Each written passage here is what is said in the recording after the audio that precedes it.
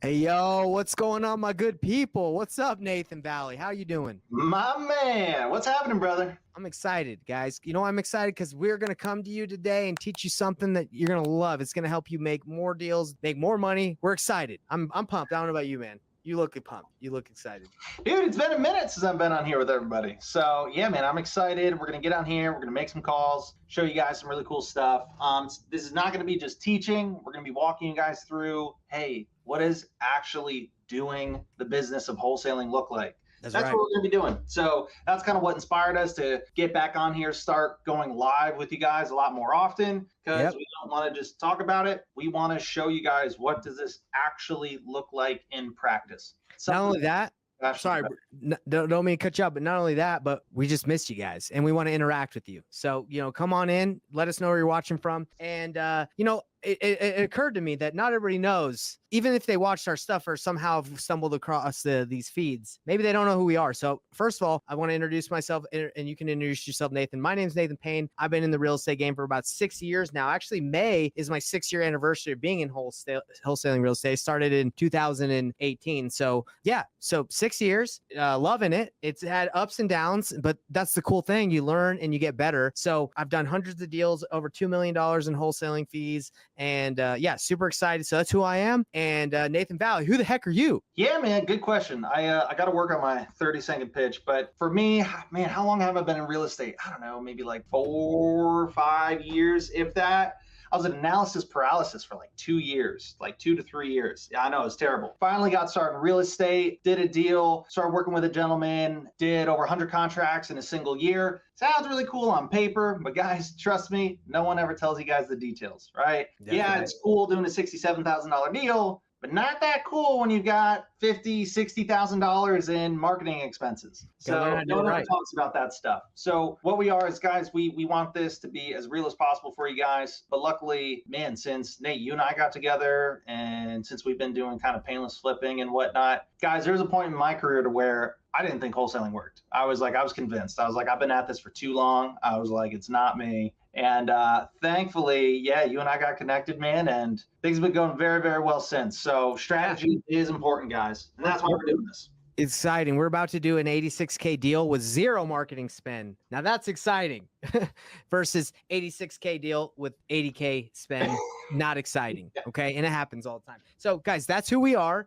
And our plan, what we're going to be doing today is showing you guys how I kind of came up with the painless flipping model. And it all started with the baby steps of reverse wholesaling. Okay. So painless flipping is not specifically reverse wholesaling, but a lot of people want to know what reverse wholesaling is. What the heck is that? What is reverse wholesaling real estate? That's where we're going to teach you guys the step-by-step process of how to do it today. And we're going to make some calls to some buyers. We're going to make some calls to we're going to see how much time we have at the end, but you guys are going to be able to learn what the heck it is. That's why I got my vibe board. I got my nice little board right here. We're going to teach you guys. So that's the plan. And the promise is you guys are going to see us get on some phone calls. We might get yelled at. We might not. We might make some connections. We might not, but that's the promise we have. Every time we go live with you guys, we want to show you that we actually do this business and we're not just a bunch of yappers who did a deal 5-6 years ago and now just talk about it because we're selling a course. That's definitely not what we do. We actually are in the trenches, and some people don't want to be in the trenches, but it's actually kind of fun. When you do an 86K deal and you're in the trenches, it's like, hey,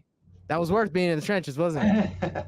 Exactly. So anyway, today, let's go over exactly why you're all here, and what you're going to learn today is what the heck is reverse wholesaling. And again, guys, it's not painless flipping. Painless flipping is not reverse wholesaling. It is a strategy we implement, but it's not specifically that. Painless flipping is a whole acquisitions model. We don't have time to get into it right now, but we do want to teach you guys what reverse wholesaling is. So Nate, what's the first thing you do when you start reverse wholesaling? What the heck is reverse wholesaling, Nathan? Yeah, good question. So guys, reverse wholesaling is step number one. I am going to find buyers. I'm going to find buyers in my market that are looking for deals. I'm not going to talk to agents. I'm not going to talk to sellers. I'm not going to make a bunch of offers. Not yet. Step number one is I'm going to find buyers. And guys, the reason why that's so important, and I'm going to let you in on a secret that nobody else talks about. There is a really popular saying in real estate that is the biggest lie ever told. And I guarantee you probably heard it. And I get triggered every single time I hear it because it's really common. And that lie, the biggest lie ever told in real estate is, oh, if you find a good enough deal, the money or the buyer will find you. Guys, nothing could be further from the truth. And honestly, does anything in life really work that way? No, just because I found it or just because you build it doesn't mean people will come, right? No, That's right. kind of the whole concept behind reverse wholesaling. And again, painless flipping, we've kind of upgraded, like take the concept of reverse wholesaling and then put it on steroids. It's freaking steroids, bro. 2.0 steroid version, or TRT, whatever the kids are calling it nowadays. There's But a lot of different terms these days. I don't know how, but that's what it is. Testosterone, you got it. You name it. yeah, guys, one of the downsides is you do have to deal with our cheesy jokes. So apologize in advance. But step one, find buyers. Find buyers, exactly. So Nate, instead of just saying find buyers, like we could, let's show them how. Let's show, because I want you guys to learn how you can find buyers. Now, Nate, how many ways is there to find buyers? You can find buyers like hundreds of ways. I would say hundreds, maybe I would say like 20 like are really good. But I want to show you guys one of the strategies that Nathan Valley likes to do a lot is title companies. Okay. So right now, what I'm going to show you guys is inside of our school academy that we work with people in our academy. I'm going to just give you kind of an inside look. We have a list of title companies we like to reach out to in each state, and you can network because these are investor-friendly title companies. So while I pull it up, Nate, do you want to explain why you do that? Yeah, guys. So title companies, the reason why I really like that as part of my strategy, and specifically local investor-friendly title companies. Don't go to Google and type in investor-friendly title companies Orlando or whatever your market is, because all it's going to pop up are these title companies that are national title companies. They're not really local title companies. We're looking for the local title companies that are like homegrown in your local market that you're working in. And the reason why is there's a lot of great ways we can find buyers, right? We can look at pictures on properties that look like they were flipped and, oh, okay, this looks like an investor bought it. Or we can use, some cool softwares and tools to pull lists of cash buyers. And all that's great, but it's kind of just, I'm taking my best guess. Title companies are the only people that are actually seeing who are the real players in this market. Who are the people actually closing deals every single week, every single month, right? And title companies, not only do they know who the real players are, who's actually closing deals, not only do title companies know who the real players are, but it's also in their best interest to connect you to them. Title companies, they make their money based off of closing deals. That's it, right? By when there's a buyer and there's a seller and they just handle the paperwork in between. That's right. When they make money. So when I call and I talk to a title company and my conversation is, hey, I'm new to this market. I'm really good at finding deals. Not really ready to start buying deals just yet. Do you happen to know any really experienced investors that you could connect me with? And that way, when a really good deal comes across my desk, not something that I want to buy, but I'd love to be able to hand it off to them. And that way they can transact the property through you guys and you make money, they get a deal. I get to learn a little bit about the market and the process, and it's a win-win for everybody. So Nate, you're crushing it. You're crushing it. But I want to show people first, like, where to go. You're already hitting on the script, and I love it. And I think we should actually, and I think we should actually go into that. What they should say, because when we're talking about reverse wholesaling, you got to start with the buyer, right? And then it goes into finding the deal. But you're crushing it. So let me show you guys. So right here in our school academy, where we have like a bunch of the courses and things that we've learned over the years to do thousands, well, actually over 4,000 deals, including Brad Chandler, me, and you. We've been able to combine. We've learned a lot, right? And what we have here, obviously I'm going to show you two ways that you can get buyers, but this is one of the ways. If you click here, you go. We give you investor-friendly title companies all over the United States that have been recommended. And, you basically can just, depending on what state you're at, you just call the title company and you reach out to them. Now, that's like the fast track way. That's the fastest way to do it. Now, you can also go to Facebook groups. We're not going to dive too deep into the Facebook groups, but you can go to Facebook groups or real estate investor groups, and you can also search and look for title companies, and you'll see which ones are actively in there. So those are the two. So you obviously there's lists. These are ones that obviously we provide, but you can do Facebook groups. Now, Nate, you were saying once you get the title company, we're talked about how. Now, I was going to kind of go to the next step of like, okay, now deals. Let's actually scratch that. Let's go into teaching and showing you guys what the heck do you say once you find it, right? Because we're here. on the how, and we're diving into title companies right now. Now, what do we say? And you were kind of hitting on that already. So you want to elaborate on that again? Yeah. Because I sped over it quick, but there's a few really key things that we want to be saying on that conversation. So when we call the title company, first thing they do, pick up the phone. Yeah, how can I help you? Right. First thing I'm saying to them is, hey, my name's Nathan. I was calling for 2 reasons. One, because I'm an investor, I'm new to this market, and I was wondering if you guys work with investors. Right now, if you did your homework properly, right, and you're calling a local investor-friendly title company, their answer every time should be yes. Oh my gosh, we love investors. 99% of our deals come from wholesalers. Blah blah blah. Right, and they'll go on, and they'll go on for like a 10-minute rant telling you how much they love investors. They do creative deals. They do this. They do that, and it's really nice because you're like, oh, this is an easy conversation. Yeah, right. that's easy. Not too bad. Then from there, I say, okay, great. The second part of my question that I had is, like I said, I'm new to this market, and whenever I'm new to a market, there's a lot of nuances. There's always new things with each market that take some time to learn. I'm really good at getting things set up to where I get a lot of deals coming across my desk. Okay. But because I'm new to this market, even if it's a good deal, probably not something I'm going to want to buy myself, not yet anyways. But what I'd love to do is I was wondering are there any investors in particular that you work with that, an experienced flipper or, buy and hold investor, someone that you might be able to connect me with so that when I do get that good deal across my desk, it's not something I'm necessarily looking to buy just yet, but I'd love to be able to hand it off to that investor. And that way he can transact the property through you. He gets the deal. I get to learn a little bit about the market in the process, and it's a win-win for everyone. And then pause, right? Now, you guys want to know this secret sauce, like the real secret sauce. This is a question that the title company will likely bring up, and when you talk to buyers that they will bring up. Guys, this is the secret sauce. Just want to prep you for that. Get ready for the sauce, people. Because this is the difference between somebody calling and saying everything that I just said, and then when I call and I say everything that I just said. When they ask this question, the way I answer this is what makes or breaks whether this works or not. At some point, when you're talking to the title company or the buyer, they will likely say, oh, are you a wholesaler?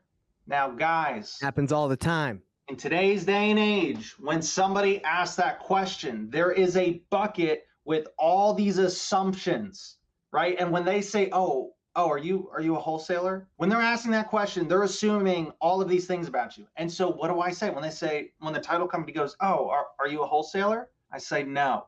Ooh. Yeah, we're not lying, because what I say is no.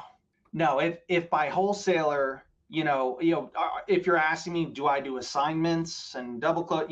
Yeah, absolutely. But if you're asking me, oh, am I a wholesaler that, just gets a bunch of trash properties under contract and inflates ARVs and then, tells people that it's a $5,000 rehab when it's a full gut job, no, if you're asking me if I'm a wholesaler like that, no. Do I do assignments and double closes? Yes, absolutely. But no, I'm not one of those guys. I'm not one of those guys that does all of that and then, just blasts it out to a list of 10,000 people. That's our difference. That's our competitive edge. Our model is not just send out deals and just cross our fingers and hope we get lucky. That's not how we roll. And then I continue, I say, for me, I do things very differently. I'm much more relationship based. So for me, when I'm new to a market, I really just look for my core group of people that I know, like, and trust, and that I can do repeat business with again and again. Pause. Guys, when you say that, and guys, I say that exactly how I just said it on this camera. If you guys watch my 30-day challenge that I did February of last year, you'll know that that's exactly what I would say when I would talk with a title company. And the thing is they're making all these assumptions. And when you say no, and then you say all the things that they are assuming in their head, right? That's really what we're doing. We're just listing all the assumptions that they're thinking. And we're saying, no, I'm not one of those people that does X, Y, Z, right? And I'm saying, I'm actually one of these people that's the complete opposite. What it does is it kind of breaks their pattern, and you'll hear a change in their tone most of the time. They're like, huh, and they're like, this is interesting. And they kind of have this moment to where they're like, okay, this person's different. And that's exactly the reaction that we want. And that's to where they will connect you with their top buyers. And again, guys, we're not looking for a million buyers. You don't need a million buyers. Not all buyers are created equal. We don't need a million buyers. We just want the best ones.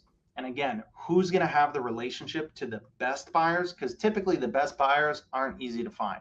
You got to find them through a relationship. That's right. And Nate, do you want me to keep going, or was there a point you wanted to make? No, that was good. That was good. So I hope everybody that's watching this understands. So like I've had a lot of people call title companies and they're like, it didn't work. And me and you have gone back and forth today about things that work and do not work, right? Just from our experience. But I've had a lot of people and I know how their calls are going, right? And I've actually heard some too, where they call, they're like, hey, I'm a wholesaler. Can you connect me with your top cash buyer? That person's like, no. And usually another problem they have with title companies is they'll call the front desk, and there's usually like a gatekeeper, like in any office. There's someone that just works the front office, and they'll talk to them. That's not who you're trying to talk to. You're trying to talk to the escrow officer, trying to talk to the person that closes the deals, not the person at the front, right? So just make sure that you're not, hey, I'm calling, was wondering if I could work with any of your top buyers. They don't know in the front, and they're not going to give you anybody. You want to talk to the main people that are doing deals. And that cool thing about using Facebook is you're able to find those people usually in those groups because their names are said. But anyway, great job, Nathan. You gave a very detailed script, which is good. I tried to write as much as I could down.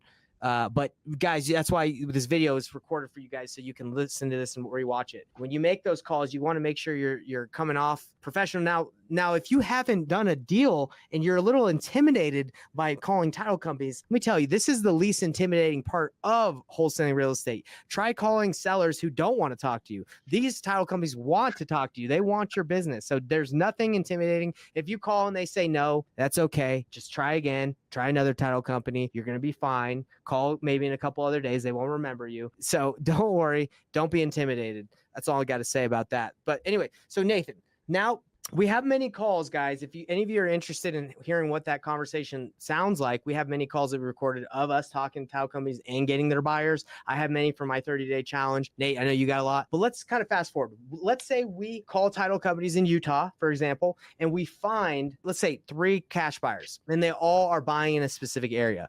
Let's hop to the next step about reverse wholesaling, because we've kind of really killed that horse. We've beaten that dead horse about finding the buyer. There's so many more, guys, but really work with title companies, ask these questions, use that. Now let's go on to step number 2 of reverse wholesaling. You found the buyers, got their criteria, right? You've asked those questions. Where do you find those deals? That's where we're going to dive into Privy right now. All right, Nate? So do you want to share your screen, or do you want me to share it and kind of give it an idea of where you would start looking for buyers? This deal that we're doing, the 86K, it's very possible that someone might not have been able to find that buyer that we have.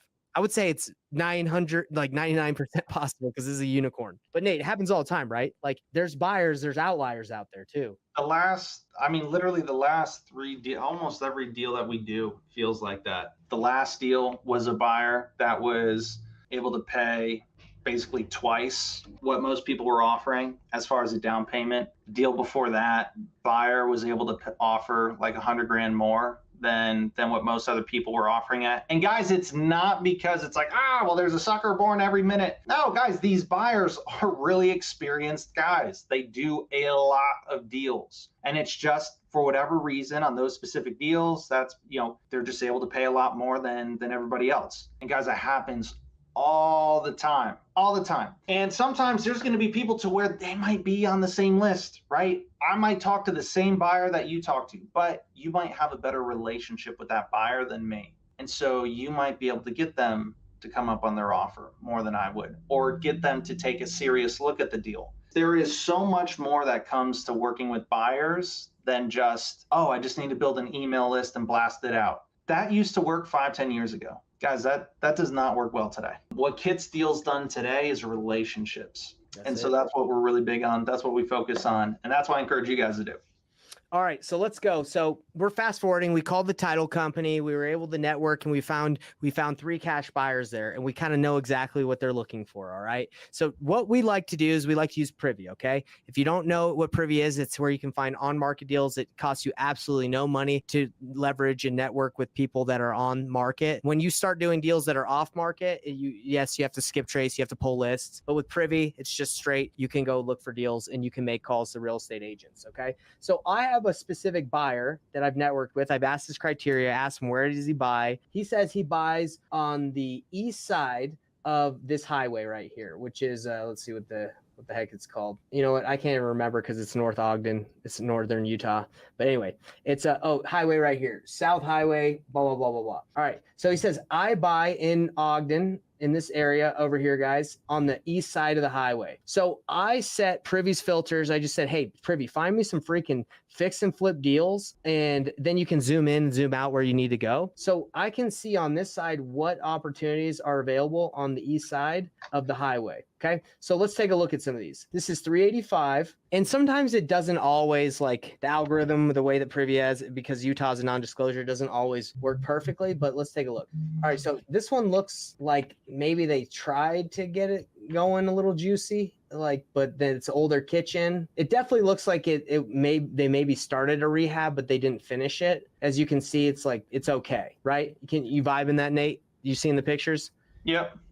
So I would just call the agent, and I would just be transparent and be like, hey, look, I'm looking at the deal. I'm looking for a flip. And it looks like this one, maybe they started. Is this an opportunity that maybe I potentially, flip? Is the seller looking for a cash offer? Are they looking for, to get the most they can? They're just going to wait until they get like a full price offer. It says it's been on the market for 4 days. So this one isn't something that's just like they're going to be dying. Maybe, you never know the situation, you got to call, but let's continue to look over here. So there's another one, 325. Okay, look at this one, guys. Oof, I don't know what's going on there. They didn't I don't know. Maybe someone's greasy head. Anyway, that's what it reminds me of. Someone's greasy shoulder head just hitting up, Anyway, not updated, older cabinets. Dude, that red, that's an ugly red. Maroon or whatever. So anyway, what I would do is you can see the price has been lowered over here, but what we would do at this point is you find the deal, you call the agent, and you see if you can make a deal happen. Now, if I bring this deal, Nate, tell me what you don't want to do. You don't want to just take this lead and bring it to your buyer without calling. So let's dive into that, because we have 2 leads that we can call on. Okay. I'm not going to say they're going to be 100% a deal, but that's what the power of calling and negotiating and talking about is. But Nate, what's the step we have here? What's the next step we got? Yeah, guys. So this is the most important thing when you're working with your buyers. Do not, exactly what Nathan Payne just said, do not just, oh, here's the listing. Is this a deal that, what can you pay? Guys, that is the bare minimum. We've got to put in some work, right? Do the legwork. I'm going to call the agent, right? I'm going to have a negotiation. I'm going to see what's the situation, what's going on, what's the lowest offer someone would be willing to take or they would be willing to consider. Right. I'm also going to take a quick look at, based on comps and stuff, do I feel like that lowest price? Does this feel like it's even close to a deal or close to an opportunity? And only if the answer to that is yes, this seems like it is close to a deal or close to an opportunity, then I'm going to bring it to my buyers. You provide absolutely no value if you just give them the listing and say, hey, because they can just call it. They don't need you. But if I go to them and I've called the agent, I'm actually going to call this agent right here, guys, so everyone can watch it live. But if I call this agent and I get the price and I find out that they're willing to take $295 or less than the listing price, now we have something worth bringing to my buyer. But if I just bring that listing and just hope that they'll tell me what price, so I'm wasting their time. I'm not giving them any value. But if I bring it to them at $295 and I say, hey, look, I'm talking to the agent, they're willing to take around $295. I got to make at least $5-10K on this thing. Would you be able to pay $310 for this, $305, $300? If I can get it a little bit lower, that's value, right? Because they're like, oh yeah, let me take a look at that. Now, Nate, why would they still work with you if you brought this lead? You don't have it under contract. Why would they still work with us? Yeah, guys, and this is where we're talking about some stuff when it comes to painless flipping, right? So reverse wholesaling, there's definitely some synergy there, but there's some really, really key distinctions as to what makes painless flipping that 2.0. Ultimately, what painless flipping is in one sentence, we flip the house before we even make the offer. And you're probably wondering, Nate, that doesn't even make sense. Trust me, it will. So buyers, again, relationships, right? Relationships get everything done. When I chat with the buyer, 9 times out of 10, I do not have something under contract, right? Because what is the number one question every single person has in the real estate industry? I don't care if you're a wholesaler. I don't care if you're looking to do your first deal. I don't care if you've done hundreds of deals. Every single person, whether you're a wholesaler, a fix and flipper, a buy and hold landlord doing commercial real estate, everybody has the same question, which is it a deal?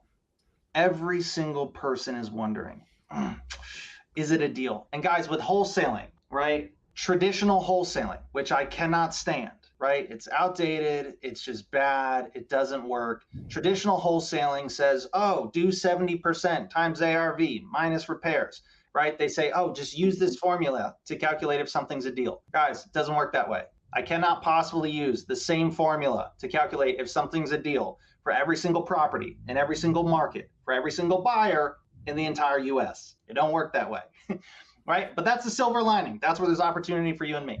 So the reason why is because every market is different. Every buyer is different. Because I can chat with one buyer and he's looking to buy the house, move into it himself, fix it up, sell it. I've got a second guy. He's looking to buy the house. He's got his own crews that are going to fix it up and sell it. I've got a third guy to where he listened to one episode of Bigger Pockets and he went out and got all premium subcontractor quotes and he's telling me, oh, the rehab's twice what I think it is and I'm absolutely crazy. And he's looking to fix it up and sell it. Guys, I'm just making a joke. I love Bigger Pockets, right? And lastly, I've got a fourth guy to where not only does he have his own crews, but because he does so many flips in volume a year, he buys materials in bulk at a massive discount and he can do that same rehab project for a fraction of the cost of anybody else. And that's not including, well, what if somebody's analyzing it as a rental? What if someone's looking to turn it into an Airbnb? What if someone's looking to rent it out by the room? What if someone's looking to turn it into an assisted living facility? What if you guys get my point? Whether it's a deal or not a deal is going to depend on who I'm talking to and what a deal is for them. So take the formula, take that, throw it out the window. All right, because that will mess things up more than anything. What I'm looking for is this an opportunity? Is there a good discount here? And then from there, I'm going to look for buyers and say, hey, where would you need to be at? And so that's where we're going to bring it to the bottom. Because real quick, I just want to reiterate: is it an opportunity? Look, it's not that you need it exactly at the right price immediately, right? Look at this deal that we're looking at right now. It's been on the market for 70 days. There's an opportunity there, okay? There's something going on, and we can find out what it is and bring it to a buyer who's buying in the area. Now, we don't need, if we went in there at 70%, like Nate's saying, yeah, the guy's probably going to just laugh and say, come on, no way. Anyway, keep going. Yeah, and guys, and so the big thing is I'm not going to call and say I'm this big cash buyer. I can offer this price. No, because I don't even know if that's a deal, right? And he might, if I were to do 70%, he's probably going to laugh me off the phone, right? And buyers typically can pay more than whatever 70% is, right? Of whatever I think the ARV is. Again, it's subjective, guys. So what I need to do is, I don't know if something's a deal. And guys, if you've been wholesaling, if you've been watching YouTube videos, if you've been making calls or offers, or even if you've just gone on Redfin or Zillow and just kind of run some numbers on a deal, guys, what's 99.999% of wholesaling? You look at a deal or you talk to a seller and whatever, and you run the numbers and you're like, it might be a deal if the ARV's here and the rehab's only this much. But it might not be a deal if the ARV is only here and the rehab's really this much. Meaning it depends, right? Whether it's a deal or not, it depends on who we're talking to. So rather than me wasting all this time trying to calculate and use a formula and all that. Yeah, notice I haven't even ran the numbers on this deal yet. Let me just talk to the person that's going to be buying it and say, hey, I believe this is an opportunity. Here's all these details. What price would you need it at? So that's what we do. That's right. So Nate, but let's make it concise for everybody. Obviously, we're not calling the buyer yet. We're not going to call the buyer and say, where would you need this to be at? We're verifying that this is even an opportunity by calling the agent to see if this is something that when I say opportunity, that means that there's motivation on price. They're willing to flex. There's their timeline. They need to sell quickly, or they need to sell in like a shorter amount of time. And what else is there? So there's price, motivation. What else is there? Price, motivation, timeline. Price, timeline, motivation, and condition. That's right. And the condition of this house right here is it needs work, right? So that's what we're looking for. So when everyone's saying, when you're saying, hey, we're going to ask our buyer again, we're only asking them if we find that there's an opportunity involved, right? With the 4 pillars. I always forget the condition one. I don't know why. Because I usually am not really too interested in the condition. It's more of like the situation, the motivation. So anyway, I'm going to call this guy because I promised you guys, like we did when we did the intro, we showed you, we told you who we were. I said, this is the plan. And our promise is we always make calls in our lives. Okay. So we're going to call this guy. You want me to call him? It's up to you. What do you want? You want to call him? Bro, I love calling. I love calling too, dude. All right, you can call him. You can take it if you want it. Nah, it's all right. You got it. So guys, we're just fighting. We're fighting each other over here for these deals. You send me in Discord the address? Can you copy and paste it? There's an office number, but I don't usually like to call the office number. No, absolutely not. So guys, what we do is I'm just bringing this up here real quick. So let's walk through these steps. What's the address real quick? Sorry. It didn't pop up? No. So just so you guys are following along with what we're doing, because we're literally doing a step-by-step of reverse wholesaling right here in a quick condensed version. So step number 1, you obviously got to pick your market. So we would say pick a market. It doesn't have to be local. It just has to have flipper activity. And that's another thing with Privy. It shows where all the flips are going. If it's in a major metro, there's usually tons of buyers, right? But tons of flippers. So we'll just say that. So you pick a market, you find buyers, and right now we're showing you guys how to use title companies. You get title companies, you get buyers, you network, you find buyers, you find out where they're buying. You go to Privy, you filter for fix and flips, and you start looking for deals that look like there's, discounted. It looks like they've been on the market for quite a bit. They don't always have to be on the market for quite a bit. That usually it helps you when you're calling. And the condition looks like they need some work. You call them. We're about to do it right now. We're calling and we're going to find out more information. If we find that there's an opportunity here, then we bring it to our buyer and we say to the buyer, hey, I'm in negotiations. This is where I think we can get it. Where would you need to be for this to be a deal for you? Okay. Does that all make sense? Those are all the steps. All right. I can write them down again, but I think you guys got it. All right, Nate, you got the agent, you got the number? I do. I'm just looking at the notes real quick. Okay. So guys, one thing, don't ever call the office number. What we do is when using Privy, I'm just going to take the listing agents, or even if you see it on Redfin or Zillow, whatever, copy the name and the brokerage that they have listed there for the listing agent, paste it into Google, and then typically right there, the person's name and will pop up with a link on like to realtor.com or whatnot to their personal page with their cell phone number listed. That's what we want to call. So let's call up Melissa here.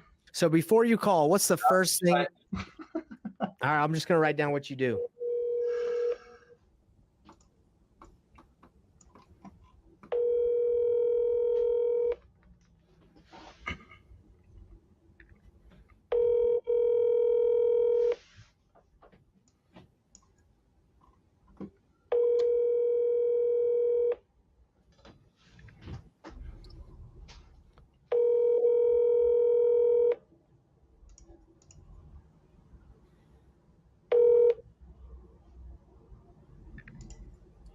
Hi, you've reached Melissa Hernandez with Come on, Melissa. So Nate, how many times? Twice. You call twice? It's 2 to 3 calls.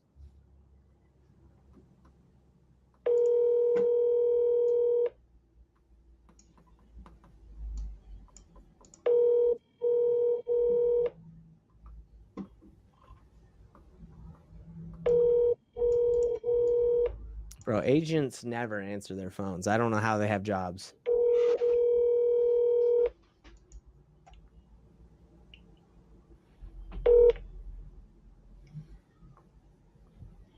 Hi, you've reached Melissa Hernandez. All right, guys. So what I would typically do is every time I never only call one, like literally never. Call twice, leave a voicemail, send a text message. I didn't do it here because we're just calling one time, but on the day-to-day, call once. If there's no answer, I immediately redial, right? If there's no answer, I would then leave a voicemail and then immediately I would send a text message, right? And the voicemail, really simple, short and sweet. Hey, Melissa, this is Nathan. I was calling about a listing of yours. Give me a call back when you get the chance. Thanks. Bye. Right?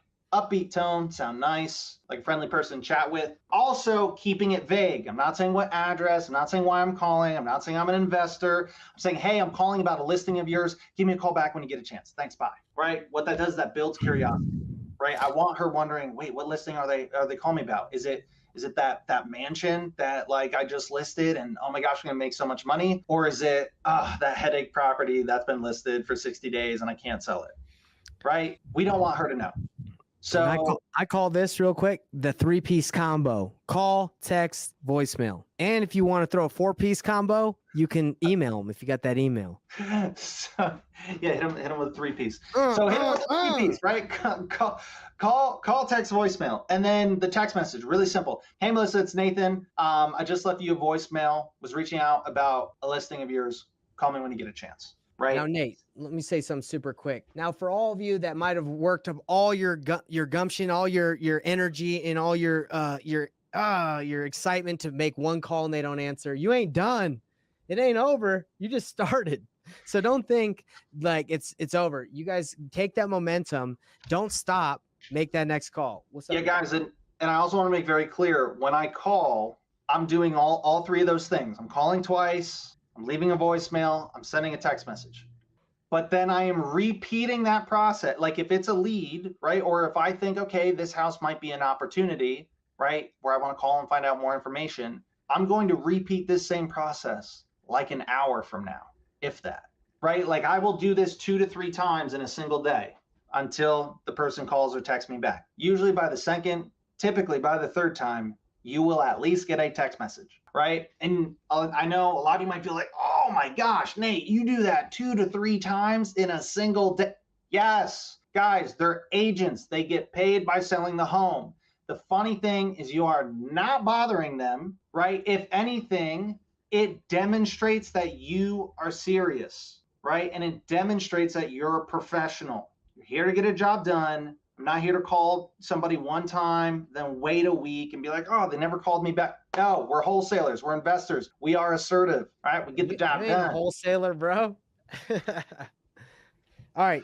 Let me call this lead. This is another one I found. Now, look, this has been on the market for 40 days. I love it.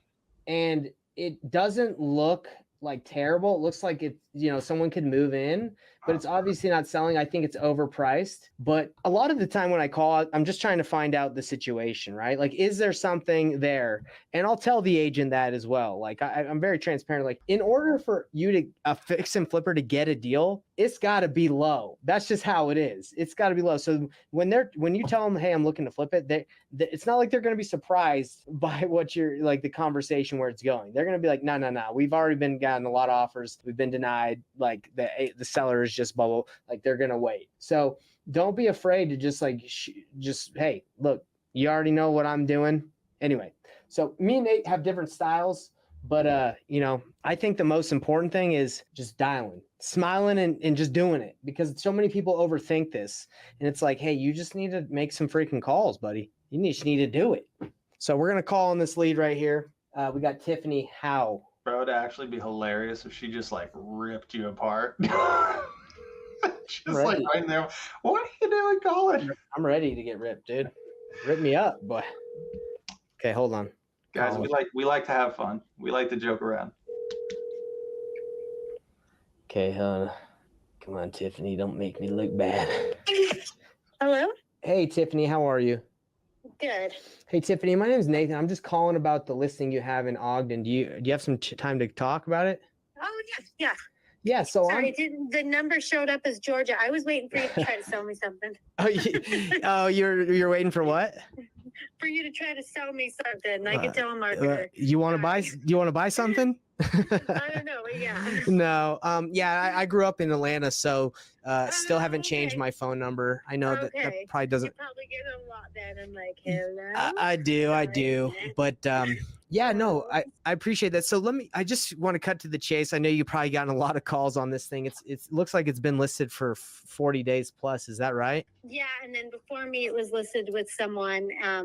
I actually had a showing last night. Oh, okay. they called me today. I've had quite a bit of showings Good. at the beginning, and then it phased out with the interest rates, Can you believe it? up and down. And oh God, I so know. sad. Seriously. But, the showing last night, they called me today and said they're considering an offer, and Okay. So always good, right? yeah. So you think it'll be done then? Because I'm an investor, right? I'm looking for opportunities to fix and flip, and I'm assuming if this has been on the market for 40 days, the sellers have probably been getting hit with some, investor offers and that they've just denied. I'm assuming. Yeah, we've had a few. So because I'm looking at it, it looks like a little outdated, and it's something that I definitely would be interested in flipping. But do you feel like the sellers are in a position where they would accept a cash offer that was lower to just get it done, or do you think they're just going to wait? They're going to probably just wait because they're not even in a super rush because they're going to be purchasing too.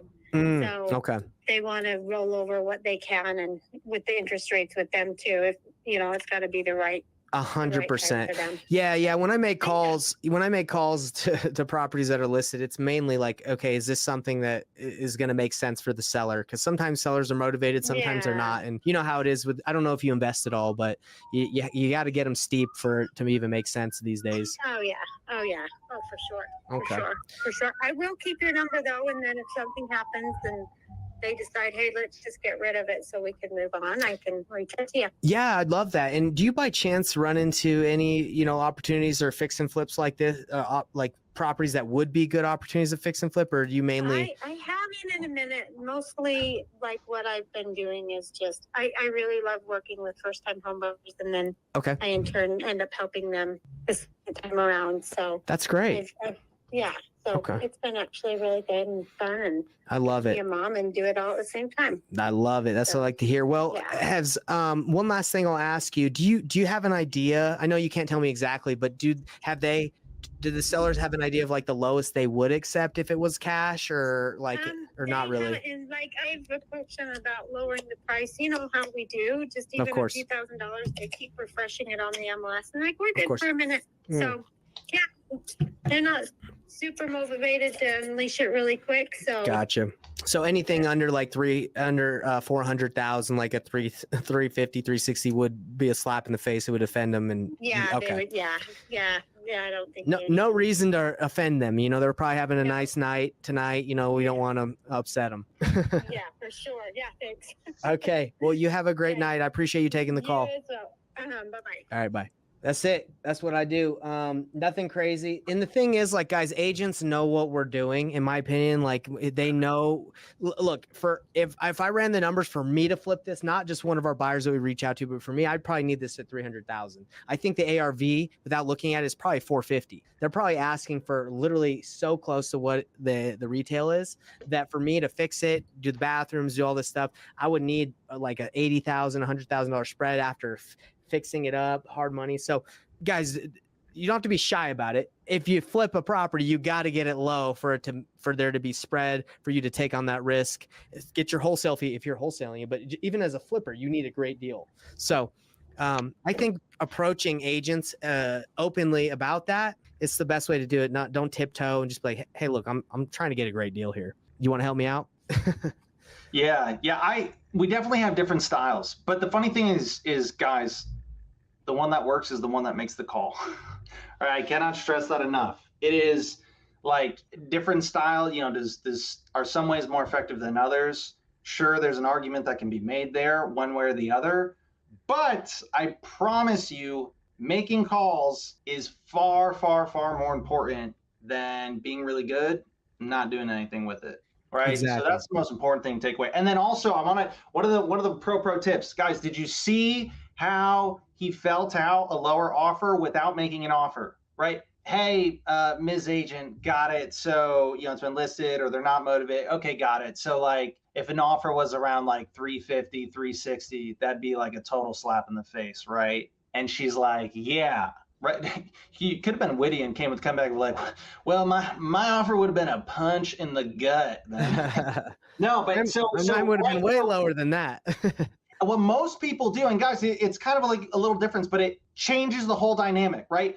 The conversation she has, she's like, yeah, right, and she's laughing, and then we politely get off the phone. Versus if I'm like, yeah, Ms. Agent, okay, got it. They're not motivated. They're not interested in selling for a low offer. They've already denied other cash investors and they want full asking price.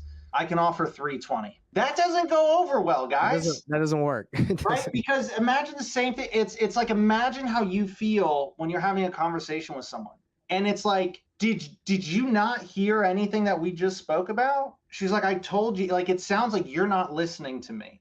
That's how that translates to the other person, right? And that's why people get upset, because they're like, dude, you're not listening to me, right? And so that's why we didn't even make a formal offer. There's no need to. And guys, I'm so far against the like, oh, just make offers. Guys, the quality over quantity, right? You don't need to make 100 offers a week. Yeah, we had a CRM that would just send out letter of intents and offers, and we actually still use it, but like it doesn't, just making low offers doesn't work. It doesn't work. Maybe it'll get someone to respond and be like, hey, your offer sucks, and then you can have a conversation. That's honestly what I would use it for, is just to get agents to respond, but it does not work, in my opinion, for the amount of work that goes into it. For like, it's not worth it. Guys, and the other thing is like it starts a relationship off really poorly. Right. So the thing is we're looking for, is this an opportunity, right? Like, is there a problem that we can solve here? And is there an opportunity as an investor to add value to this property? Those are the two primary things that I look for. When I'm looking at a deal, talking to a seller, talking to an agent, talking to whoever, is there an opportunity for us to add value, right? If it's fully renovated, needs absolutely nothing, that's going to be a really brief conversation for me. Because if there's not much an investor can do, and there isn't very often a house that needs zero work and they're willing to sell for a really low price for it to make sense for an investor. Just, it doesn't happen too often. Nate, I will say all the subject tours out there are going to be coming at my neck. Why didn't you offer terms? Oh my gosh. Don't get me started. If there was motivation behind there, guys, like if there was like, I know how to do that. I've done subject to, I own some properties on subject to. It's more of like, if she was like, they really need to sell, it's just, you know, this and this and this, they can't go lower, their mortgage is here, but it was more of like, hey, they're just going to chill. So, you know, for me, it doesn't really trigger like an opportunity where I'm like, okay, let's go into the weeds here. Right? Yeah, if you guys want to waste 2 hours of your day and then another 2 hours and like another 2 hours, just say, oh, well, if I'm able to pay their price, can I get terms? Just say that and then say goodbye to like the next 6 hours. Yeah. Right, of explaining that, and all to find out, oh, no, they're not interested. So that's a side conversation. But the key is, guys, you don't need to be making insulting offers. Right? I say this time and time and time and time again, and I got this from Alex Formosi. Best analogy I've ever heard. Sales, making an offer should be like proposals. Now, there's exceptions to every rule, but most of the time when somebody proposes, they typically know what the answer is going to be. Making offers should be the same way. I should not just be making offers and having no clue, like, I don't know if this is going to work or not. If I am, I'm not doing it right. Right? When I make an offer, I should be pretty certain that I know what the answer is going to be. People that propose and don't know, I don't know what's going on in their heads. They obviously aren't in a relationship that's probably going to work if they don't know a yes or no. But okay, so Nate, you know, we're coming to the end of the call. We've had a great time. We've gone over a lot. We've gone pretty in depth on specific topics, and I've actually learned that there's actually like many different ways to go about reverse wholesaling. So you really have to just niche down and pick which one you want to do, whether that's finding opportunities that are off market, on market. You want to find buyers through RIAs, or if RIAs are local meetups, or if you want to go to title companies. The fact of the matter, like what you have to do is you just got to take action like we did. And just talking about it, we were able to call on 2 properties. You know, we already have the buyers, so we didn't get the buyers on this call. But guys, that's how you do it. And that's how you learn. That's how I learned. You got to take action. If you just watch videos, Nathan, you said you were in analysis paralysis for like 2 years. Like for me, I'm the opposite. I just do stuff and I get crushed and it's painful, but it's all good. Like, but that's, you know, people people have their different ways of learning. If you want to prepare, watch this, take action. Don't just watch this and be like, oh, that's good information. Try it. It'll work. Okay. And then you can come to us. Obviously, we're helping people in our academy, people we work with. If you go to painlessflipping.com, you can check out how we're helping people. We actually give over like $20,000 of free gifts, stuff that I've paid for, that we paid for, we give away so you guys can take action. But let's go over the steps of reverse wholesaling just to wrap up this call so everyone knows what they learned today. And let's actually talk about what we talked about on the call, because I have the notes over here, but it was all over the place. So we're going to rewrite it. What is reverse wholesaling? Real estate. Okay. Can you see that pretty good? Yep. Okay. So the first thing you do is number one is you find buyers, correct? That's right. So what did we do to find buyers today on this call? We talked about title companies, right? And you went over a script and how to make that call, right? Yep. And then number two, what do you do once you find the buyer? What do we do? Start finding opportunities. That's right. Find opportunities. And what did we do today to find those opportunities? Privy, right? Yep. Now, what happens if you don't have privy? That privy is like $97 or $150 a month. What if you don't have that? What can you do to find those kind of opportunities on the MLS? Yeah, guys, the great thing about MLS and working with agents is you can find them for free. All right. So you can use Zillow, you can use Redfin, a lot of great tools. All right. So the MLS. So we found opportunities and we used privy. The next thing we did is we just freaking called. Okay. We didn't do, Nate, did you run any comps on those ones you called? Did you waste any time on any of that? No, that's such a good point. I'm glad you brought that up. Guys, so many people will spend an hour, and this is where it just goes wrong with just sending out offers. People will waste an hour to 2 hours comping and estimating rehab and all this stuff and putting together an offer and then sending it on something that in 2 minutes you could have found out, okay, this isn't even remotely close to an opportunity, right? And that's why, guys, just getting on the phone is so much easier because you cut out all of that waste, right? And that's what I see crushes people. Do you want it to take a year to do your first deal, or do you want to do it in the next 30 to 45 days, right? Don't waste, if you want to take a year, spend time and thoroughly try to comp out and find out ARV on every single property, and then try to rehab, and then look at what's the job growth and market right now. We want to throw all that out the window. Let me just get on the phone. Does this sound like there's motivation? Is this an opportunity? That's all we're trying to find out. That's it. And I know it takes time to really feel and sense if there's an opportunity involved. Pretty much if they want to sell quick, if the house is in some sort of bad condition, or if they want, if there's timeline or motivation, that's what you're looking for. Okay. She said the opposite. She's like, yeah, they need to buy another property. So they're going to roll this money, another one. They can just wait. They don't even want to lower it $1,000. There's just not a lot of motivation involved. Okay. So it just takes time to feel that, but then you feel it in your heart. You're like, okay, this is the one. This is one working. Okay. So that's what we went over today, guys, with the reverse wholesaling. I know that you all can go and take action. I hope today's call, where we actually called some agents, showed you guys how to do it, how to script. I hope that was helpful. That's why we're doing this, guys. It's because it's fun. It's fun to teach this stuff. It's fun to show you. And this is what we're doing. We followed this criteria to do a lot of deals. I think that 86K deal, we actually had the lead already. So we didn't have the buyer before. We actually got the buyer after, but still we rolled with it and we were able to get the deal done by doing the strategy of not having to lock it up first, right? Because we talked to the seller. So there's a lot of different ways to navigate the real estate field. But, if you're haven't even started, this is a really good way to just get your feet wet. Yeah, guys, and reverse wholesaling, again, it's the right idea. It's a great start. But again, there's a 2.0 version of that, right? Which is what we do now, which is painless flipping, right? Starting with the buyers is great. But one of the problems with reverse wholesaling is try calling a bunch of buyers and have no opportunities at all and see how long they want to chat with you. Hey, Mr. Buyer, I saw you buy properties in Ogden. What's your buy criteria? What? Click. I don't have time. Yeah.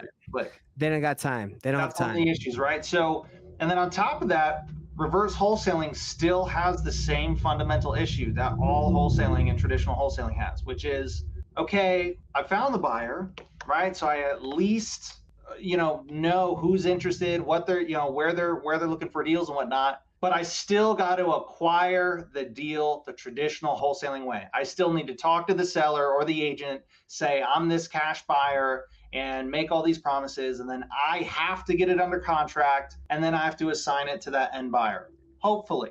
And hopefully they're able to make that price work, and hopefully they're able to fulfill on all the promises that I just made on the legally binding contract. But what if there's a way, I don't know, what if there's a way to where I could find my end buyer, I could get them to tell me exactly what they're able to pay and have them give me a commitment.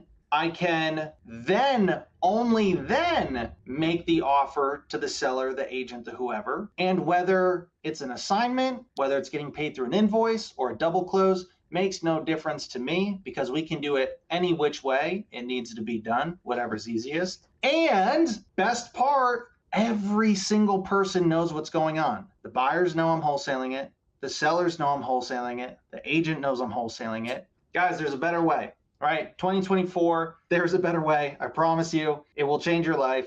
Keep watching these videos that we put out. We're going to be showing you guys a ton of stuff, and you're going to see us do it in action. So again, don't take our word for it. You'll get to see it in real time. I love it. Anything else you got to say? That was beautiful. I think we should end it right there. Guys, if you like this, go to painlessflipping.com if you want to learn more about working with us. And if you don't want to work with us, keep watching these videos, because we're going to be coming with some sauce every day. We're going to be helping you guys out. We want to help you guys do deals. We want to do deals. We love doing deals. Peace out, everybody. Later, guys. Hey everybody, what's up? It's Nathan Payne, and for the first time ever, we just released this insane training bundle that has literally everything that I've learned from doing a combined 4,000 deals in real estate, all from starting with absolutely no previous business background experience or any real estate experience. Plus, there's over $19,000 worth of free gifts that we're throwing in, all for an insanely low price. If you want to get your hands on this, be sure to click the first link on the description below right now.